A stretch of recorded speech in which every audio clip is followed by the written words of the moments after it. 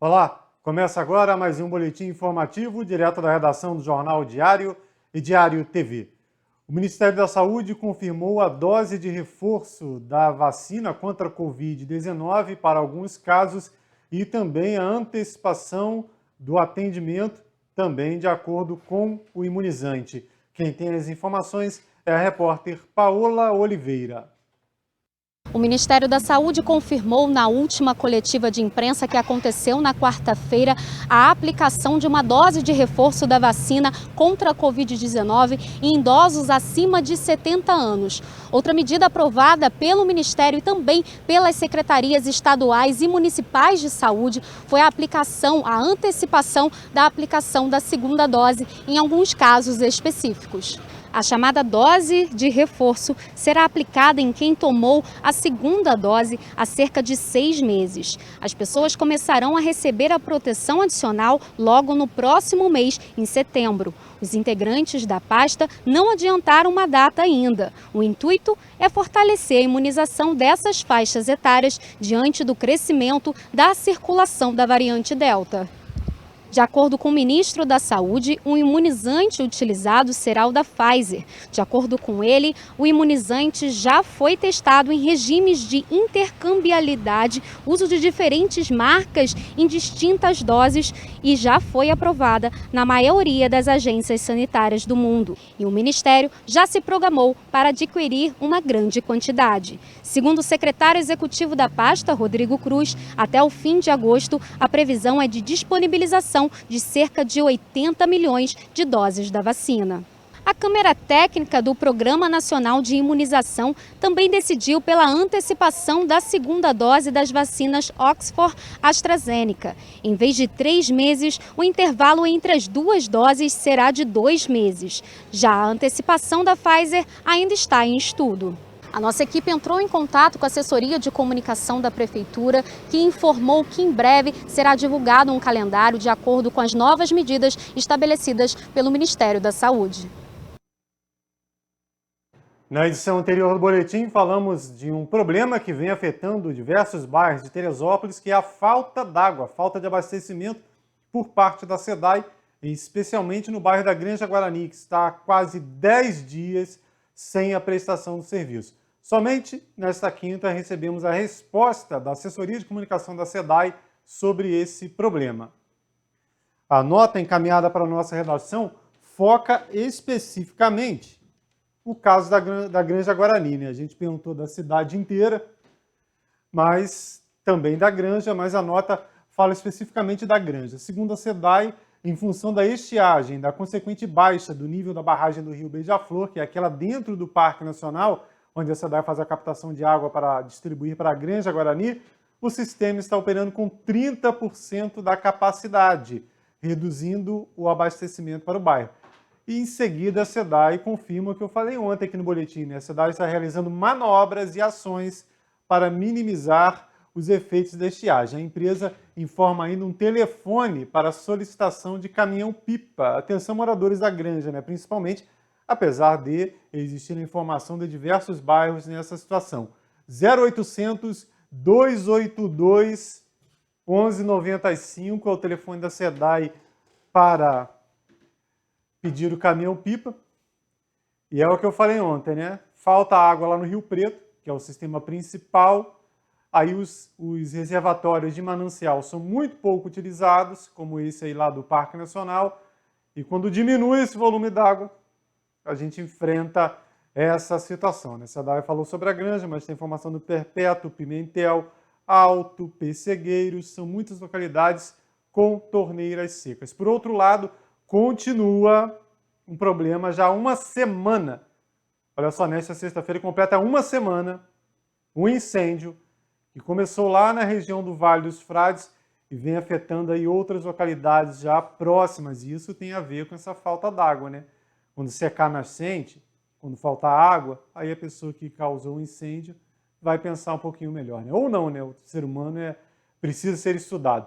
Vamos dar uma olhada aqui em algumas imagens dos últimos focos registrados em Teresópolis. A primeira cedida pelo Cacau, isso é em Uaras, lá na localidade de Vargem Grande, onde está sendo feito o ponto base do Corpo de Bombeiros. Esse incêndio aí na região de Vargem Grande, próximo à Mulher de Pedra, é aquele mesmo que começou lá no Vale dos Frades e veio seguindo em direção aqui ao centro da cidade, né? Só na direção, né? Tá longe ainda, não sei, mas a direção. E o Corpo de Bombeiros, como o incêndio dos Frades passou para o lado de cá, vem usando esse local aí lá em Vargem Grande como base para coletar a água e somente com a aeronave fazer esse trabalho de combate mais intenso.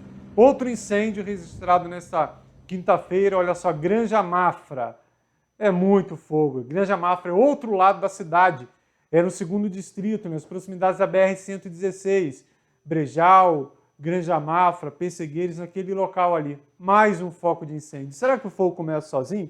Será que a natureza, vou incendiar hoje e coloca? Não, isso é mão do homem, é mão do irresponsável, que depois não vai ter água, vai sentir calor e vai querer colocar a culpa no próximo ou somente nos administradores públicos. Bom, além desses casos registrados aí em Teresópolis, municípios vizinhos estão na mesma situação.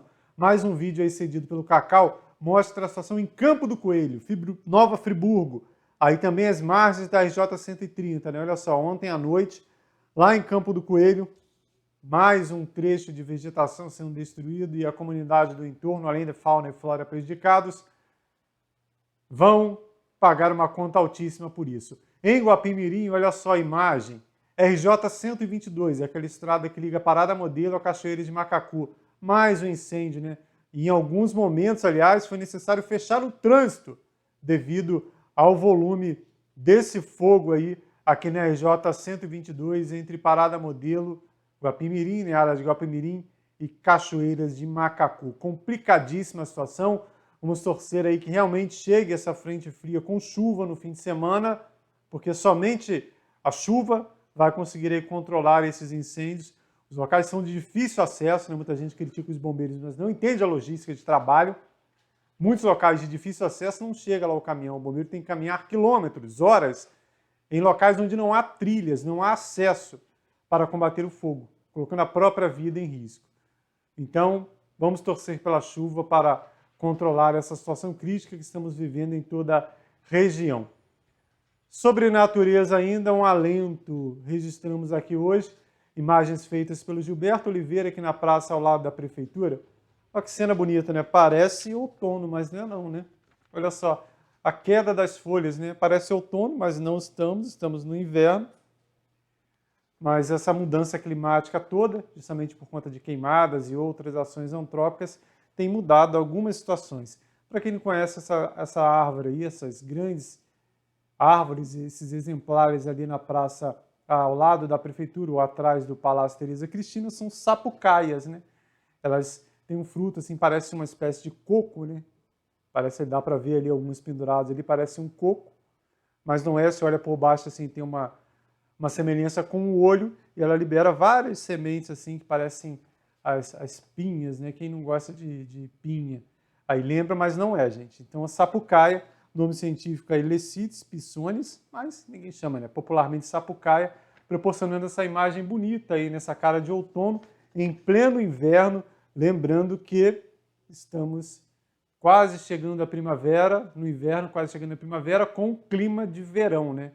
A gente passou aí um período de muito frio no mês de julho, né? Frio como não se viu há muito tempo, né? Não se via há muito tempo aqui em Teresópolis, e agora ainda no inverno, com clima de verão, com a primavera batendo a porta, né? A gente mexe tanto com a natureza e no final das contas a gente mesmo que paga por essas confusões todas aí, essas mudanças todas. Nossa equipe também registrou hoje uma decoração, né? Você que está passando aí pela região central do município está percebendo a instalação de fitas, né? Algumas fitinhas azuis aí ao longo das avenidas principais do município, perguntando do que se trata, né? Parece rabiola, né? Quem foi menino aí nos anos 80, anos 90, vai lembrar aí, né? Hoje tem muita gente que solta pipa ainda, mas em menor número. Parece rabiola, mas não é. Uma decoração aí em homenagem ao circuito Gran Giro de ciclismo, que terá uma etapa aqui em Teresópolis no domingo. No próximo dia 29, o Gran Giro realizará uma etapa aqui em Teresópolis, por isso essa decoração feita aí com apoio do Polo Gastronômico, o apoio da Prefeitura, essa união para fazer essa decoração. Se você não sabe o que é o Gran Giro de ciclismo, a gente tem aqui uma reportagem feita pela Paola Oliveira sobre esse grande evento que será realizado em nosso município. Depois do evento teste realizado em 2016, o Gran Giro trouxe oficialmente provas para o calendário brasileiro de 2021. O primeiro circuito estreou na cidade de Búzios em março deste ano. E desta vez, os ciclistas sobem uma das serras mais bonitas do Brasil, em um percurso que vai de Teresópolis a Itaipava. Vai ser uma prova muito legal, muito interessante. Vai largar em Teresópolis, vai fazer a Serra das Hortênsias pelos dois lados, lá do Teresópolis, depois lá de Itaipava, voltando, e vai terminar no topo da serra. Então, assim, é uma prova muito legal, né? Um percurso único, nunca teve uma prova de ciclismo que fizesse os dois lados da serra. Então, para os atletas vai ser um desafio bem interessante, único, né? Novidade. Então, vai ser muito, muito legal. Vale a pena demais, tem um nível técnico, né? Não é uma prova fácil, né? Uma prova com bastante subida, mas, por outro lado, a paisagem muito bonita compensa, né? Todo o esforço dos atletas no final das contas. A prova de 80 quilômetros e 1.500 metros de ganho de elevação terá partida no Golf Clube às 10 horas da manhã, no dia 29 de agosto. Como atleta e moradora da cidade, Lívia Bustamante alerta os atletas dos desafios que podem enfrentar ao longo do percurso. Vocês vão encontrar um percurso bastante técnico, bastante desafiador, com umas subidas, né, numa inclinação bem legal, assim, boa. E tem tanto assim a parte do atleta de elite que vai se desafiar na velocidade, quanto do atleta amador que vai curtir a paisagem, sabe? Então, de qualquer forma, vale a pena para todos os níveis de atleta e de ciclistas. Então, acho que todo mundo vai conseguir curtir a prova, é uma prova que atende a todos os públicos. Então, eu acho que no percurso inédito, né, vai valer a pena demais, mesmo para quem está acostumado a treinar na região como eu, ainda assim é uma prova num percurso único, então acho que vale a pena. E para quem está pretendendo vir de fora, né, do estado ou até de outros estados, vale a pena vocês passarem o final de semana na cidade, curtirem tudo que Teresópolis tem para oferecer, né? Então, passear, ir no Parque Nacional, né? Tem muitos lugares lindos, né, para tirar fotos, vocês não vão se arrepender. Pode vir sem medo, vocês vão adorar. As inscrições para a prova no final de agosto já estão abertas e podem ser realizadas através do site do Gran Giro. Bom, um complemento nessas informações, né? Inicialmente a largada seria lá na Feirinha do Alto, os ciclistas atravessariam toda a região central do município, seguiriam ali pela Presidente Roosevelt e depois a Serra das Hortênsias, indo até Itaipava, retornando pelo Vale do Cuiabá e concluindo a prova no Golf Clube. Porém, agora há pouco saiu uma atualização e a largada será diretamente no Golf. Não haverá o fechamento no trânsito, como previsto, e também foi excluído o trecho do Vale do Cuiabá. Então os atletas sairão do Golf, 7 da manhã, Serra das Hortênsias, Itaipava e retornando para o Golf Clube. Com isso, haverá uma redução, inclusive na distância, né? A previsão era 81, agora serão 72 quilômetros de prova. Bom, muita gente, além de utilizar a bicicleta como esporte, usa como meio de condução, né? Para lá e para cá em Teresópolis. E quem não usa, porque não gosta ou porque não pode, por diversas situações, e precisa andar de carro, não está gostando nada na hora de abastecer, né? Olha só a imagem feita hoje dos valores aqui em um posto de gasolina da cidade, né? R$ 7,09 o litro da gasolina aditivada, a outra ali, prêmio, não sei o que ali, R$ 8,00 o litro aqui em Teresópolis. Chama muita atenção, né? O valor da gasolina para quem precisa. Muita gente, inclusive, precisa do carro para trabalhar, não tem como andar de bicicleta, precisa levar criança à escola, precisa carregar algum equipamento.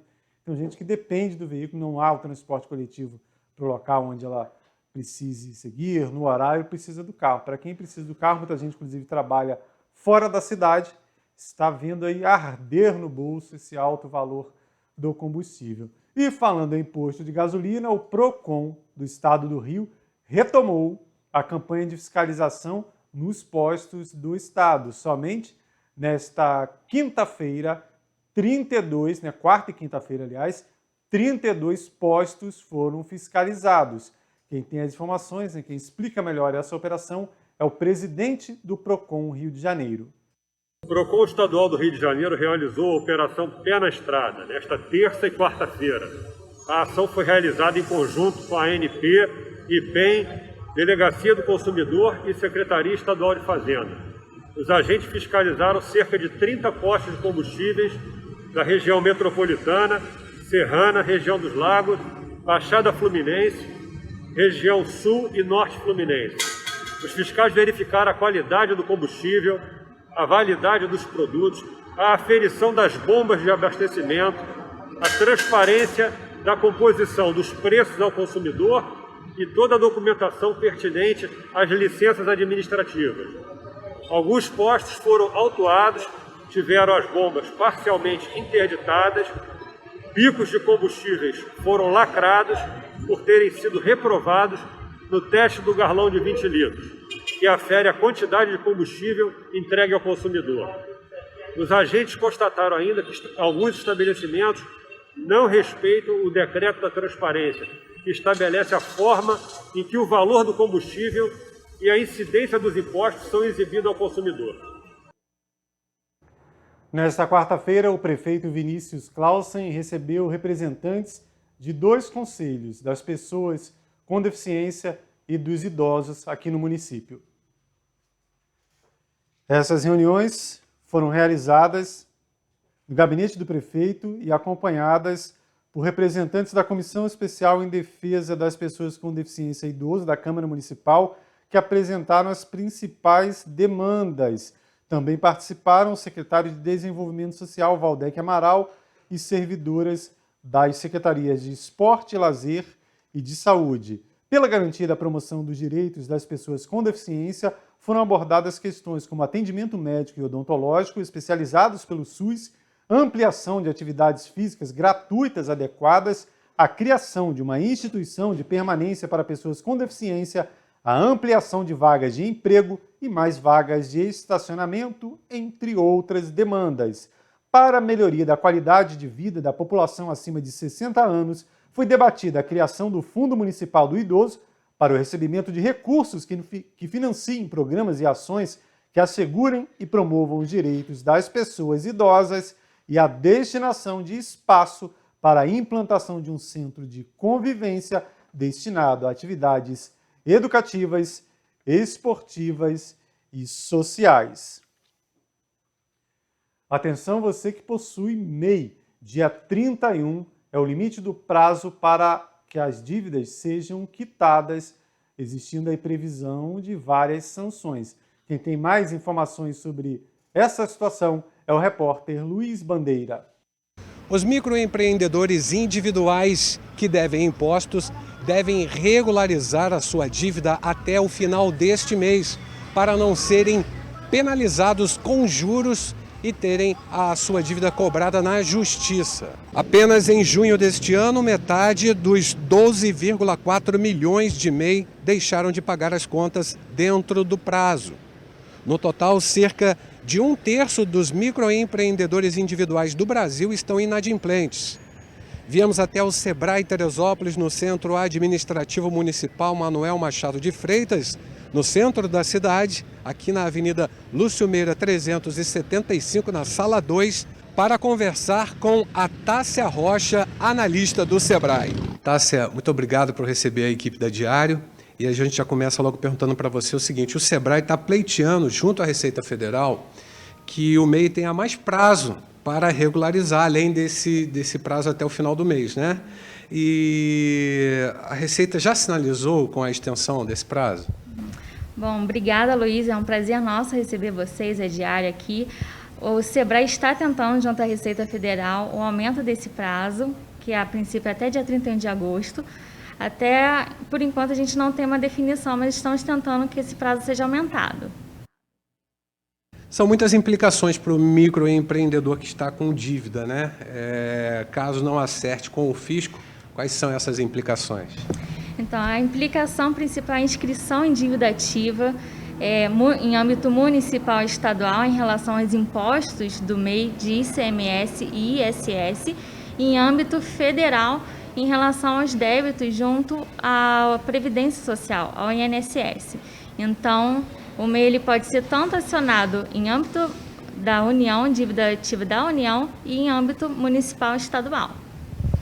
E o CNPJ, que é um registro importante para o microempreendedor, né? Ele pode perder o CNPJ? Pode. O CNPJ ele pode ser cancelado pela Receita Federal, então é super importante, né, fazer o parcelamento, porque a Receita Federal está dando esse prazo, esse comunicado, para que seja regularizado. Caso não seja regularizado, eles poderão fazer o cancelamento do CNPJ. Tem muitos casos que a empresa não decolou, né? O empreendimento desse empreendedor não foi para frente, ele desistiu, mas não cancelou o CNPJ, né? Ele, mesmo com o CNPJ em atraso, a dívida cessa a partir daí? A dívida não cessa. O importante é que esse microempreendedor, Luiz, como você falou, às vezes o negócio não deu certo, ou desistiu, ele acha que só deixando lá parado a documentação vai ser extinta. E pelo contrário, para a Receita Federal, enquanto o microempreendedor não sinaliza a baixa, essa empresa ela está existindo, ela está ativa. Então esse microempreendedor precisa dar baixa na empresa para que cesse os débitos, cesse a geração dos boletos, a geração de débitos e faça a regularização, porque estando baixado, né, o CNPJ não existindo, a dívida vai para o CPF. Então é importante que ele faça essa regularização agora também. Voltando aqui para a realidade da nossa cidade, nós estamos falando assim em âmbito nacional, estadual, né, essa questão das dívidas aí. Mas aqui em Teresópolis, né, nós temos muitos microempreendedores e o atendimento do SEBRAE, que é aqui no Centro Administrativo Manuel Machado de Freitas, no centro da cidade, antigo fórum, na Avenida Lucimira 375, na sala 102, há o atendimento presencial. Mas como é que eu sou microempreendedor, quero uma força do SEBRAE, o que eu tenho que fazer, Tássia? Então, precisa entrar em contato conosco através do nosso 0800 570 0800 e agendar o atendimento. A nossa equipe está fazendo atendimento presencial e também online para que todos consigam fazer essa regularização dentro do prazo. A partir de setembro, a Receita Federal encaminhará os débitos não regularizados para inscrição na dívida ativa. Luiz Bandeira, para Diário TV. Bom, se você ainda tem dúvidas como fazer o parcelamento das dívidas do MEI, preste atenção nesse vídeo divulgado pela Receita Federal. Microempreendedor individual. Se a sua empresa está com as contribuições mensais em atraso, então este vídeo é para você. Hoje você vai aprender como parcelar os seus débitos através do site do Simples Nacional. Vamos então entrar no site do Simples Nacional, www.receita.fazenda.gov.br/Simples Nacional. Muito bem, aqui nós temos algumas opções para empresas do Simples e para microempreendedores individuais. Nós vamos nas opções do CIMEI. E dentre as opções nós vamos escolher justamente aqui parcelamento microempreendedor individual. Nós vamos clicar aqui nesta chavezinha e depois ingressar com os nossos dados, o CNPJ da empresa, o CPF do titular e o código de acesso. Se você não tem um código de acesso para a sua empresa, basta criar um aqui neste link logo abaixo. Depois de digitar os meus dados, eu clico em continuar. Agora, dentro da página do parcelamento, eu escolho a opção pedido de parcelamento. Deseja parcelar débitos não exigíveis para fins de contagem da carência? Sim, desejo parcelar todos os meus débitos. O sistema exibe então uma lista com os débitos que esta empresa tem. E lá na parte de baixo da tela, depois da relação de débitos, eu tenho as opções de continuar ou retornar. Vejam que o próprio site já me propôs o parcelamento, como ele será feito. Valor total da dívida, número de parcelas e o valor de cada parcela. Eu clico em continuar. Agora aqui tem uma tela de confirmação das informações todas e eu clico em concluir. E o site então exibe aqui os dados da empresa, os débitos parcelados. E lá na parte de baixo, depois da relação de débitos e do resumo do parcelamento, eu tenho a opção de imprimir o DAS. imprimir o documento para pagar a primeira parcela. Depois que eu tiver feito a negociação do parcelamento e pago a primeira parcela, eu tenho um parcelamento consolidado. E quando eu tiver um parcelamento consolidado valendo já, eu posso então cadastrar para o débito automático das próximas parcelas. Sim, para isso basta voltar nesta tela aqui, fazer todo o caminho através do site, chegar aqui de novo e então clicar na opção débito automático e depois digitar os meus dados bancários. E com isso está concluído o parcelamento das dívidas da minha empresa, eu que sou microempreendedor individual.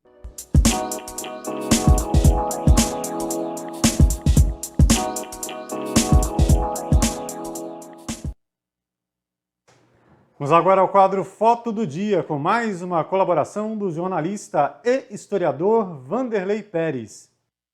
Nós falamos ontem sobre a aventura do Miguel Inácio Jorge e a sua caravana dos malucos, que lá em 1935 esse grupo pintou um letreiro na Pedra do Elefante, um letreiro de 500 metros quadrados, ali naquela pedra que ficava em Magé, hoje fica em Guapimirim, na divisa do Soberbo, com o município vizinho. E voltamos ao Miguel hoje, porque o Miguel, na verdade, a história dele dá bem um livro. Aliás, já deu um livro, Miguel, o Senhor da Torre, porque ele era uma pessoa de muitas atividades, bastante eclético e jogava em várias formas de aventura. 2 anos antes de 35, o Miguel e mais 7 companheiros conquistou a Verruga do Frade. A verruga é aquela pedrinha que fica no nariz do frade, que compõe o perfil do frade. A gente às vezes ouve muito falar do frade, mas o que é o perfil do frade? É o queixo, o nariz, a verruga, o capucho e a cruz, ou seja, é um perfil completo. E até 1933, essa pedra, a verruga, que é uma pedra de mais ou menos uns 10, 12 metros de altura, que fica em cima do nariz, e é preciso ter técnica de escalada para chegar nesse cume. Aliás, é preciso ter técnica para chegar no próprio nariz, porque existe uma chaminé, e o Miguel Inácio vai fazer isso junto com esses companheiros dele em 1933, conseguindo esse grande feito. É um feito de 8 pessoas, que a imprensa da época relatou apenas 7. E o 8º ficou meio assim complicado para descobrir quem era. Vamos lá. O principal conquistador, Miguel Inácio Jorge.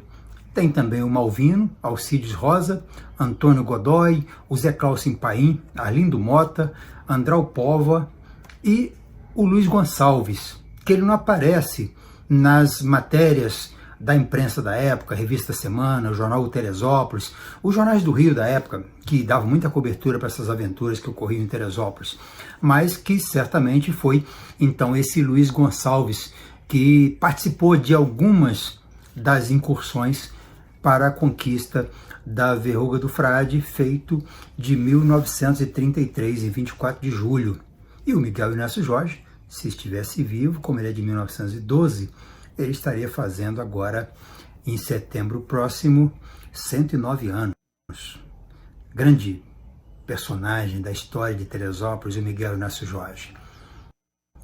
E sempre uma boa lembrança a gente falar dessas aventuras e do quanto ele contribuiu para provocar nesse povo mais recente dos anos 60, 90, mais ou menos, o gosto pelas montanhas, né? Muita gente foi inserida nas montanhas pelo Miguel Inácio Jorge.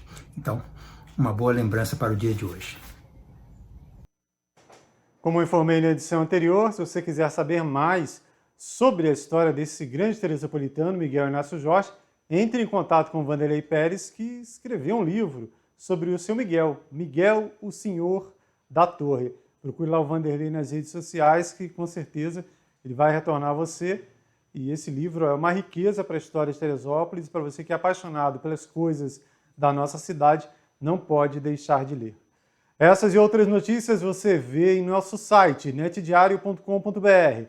Se houver qualquer atualização antes da entrada de um novo boletim informativo, Além da nossa página, você vê na barrinha de notícias da Diário TV e também em nossas redes sociais, Instagram, Facebook e YouTube. Lembrando sempre a você que acompanha nossa programação pelo YouTube, não deixe de se inscrever em nosso canal. Até mais!